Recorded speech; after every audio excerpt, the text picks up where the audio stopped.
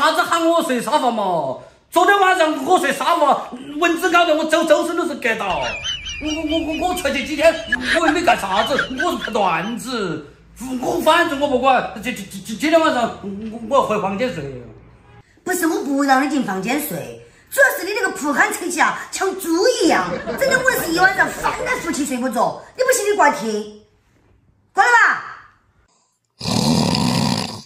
有人。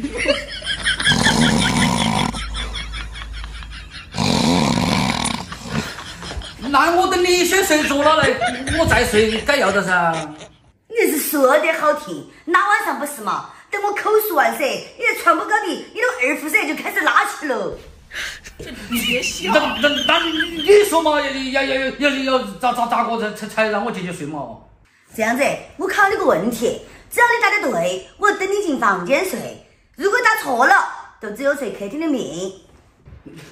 不敢，万一你给我出些问题嘛，我动都动不到的去啊！万一晓得我文化少，妈小学都没毕业。你放心，我说这个问题简单得很，5以内的算术题，连幼儿园的小朋友都会。啊？5以内的算术题啊？这婆娘，你那个就太侮辱我的智商了噻！有脾气，你给我出10以内的。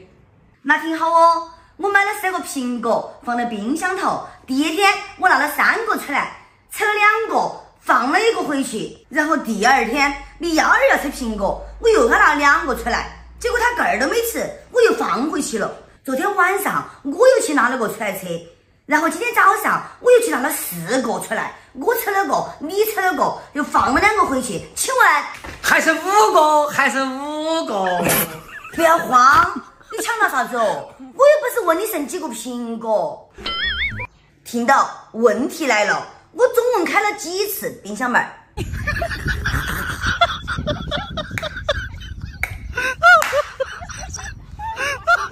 算了，我还是睡沙发，哎呦我的妈！